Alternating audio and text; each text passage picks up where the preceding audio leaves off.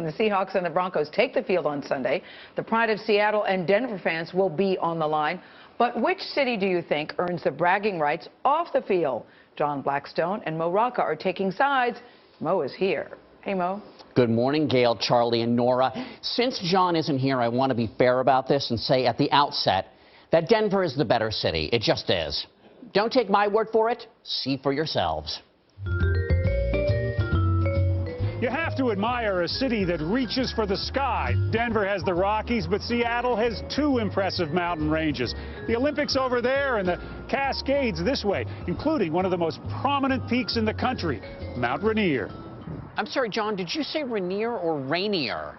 Because when it comes to weather, Seattle is a total drip. Denver, on the other hand, enjoys 300 sunny days a year. Need an umbrella? I don't. Nice try, Mo, but no need for this here today. In fact, when it does rain here, it's more of a spritz than a downpour. It's true that cloudy days like this one outnumber sunny ones 3-1, but Seattle has plenty of things to perk you up, like great coffee. This is, after all, the hometown of Starbucks. Right, because you can't find a Starbucks outside Seattle. Oh, look, there's another one. By the way, who brings a latte to a tailgate? In Denver, we're all about beer. In fact, the city's first brew pub was opened by none other than Governor of Colorado, John Hickenlooper. Careful, Mo. At this altitude, one beer goes a long way. Denver is a long way from where America's first brew pub opened, right here in Washington State in 1982. Drop into the Pike Brewery, and you can lift a glass of Kilt Lifter Scotch Ale. And should wearing a kilt appeal to you, in Seattle, men can dress as they wish. This really is a hip city. Okay, Seattle is hip, but Denver has plenty of white people with dreadlocks. And if you're looking for a good place to hacky sack, Denver has the largest public park system in the country. Ladies and gentlemen, Ken Somolinos, national hacky sack champion. From Denver. Hacks in your court, John. Kicking a hacky sack is one thing, Mo, but how about catching a fish? Whoa! And I do mean catching a fish. Looking at the bounty delivered here, it's hard to decide what to have for dinner tonight. Salmon, cod, maybe oysters.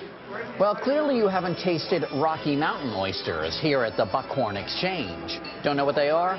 Google them. Let's just say you need real cojones to eat these.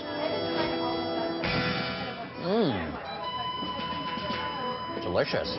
Love them. The original sack lunch. Oh, I know what they are, Mo, but here in Seattle, people are more interested in another organ, the brain. Seattle has earned the distinction of America's smartest city. And let's face it, it took some brains to create a tourist attraction out of chewing gum. But now, people come from around the world to add to Seattle's famous gum wall. Why not? Look at that. It's America's first Chipotle. Well, you know, Seattle has its own iconic fast food places, but this city's contribution to American culture goes a lot deeper than that.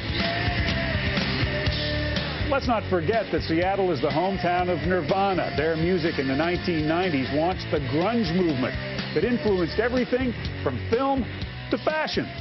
Boy, do I miss grunge and all that flannel.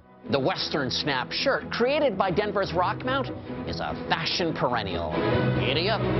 Bicycle. Well, will you ride into the sunset, Mo? Let me tell you, Seattle is America's #1 city when it comes to commuting by bicycle.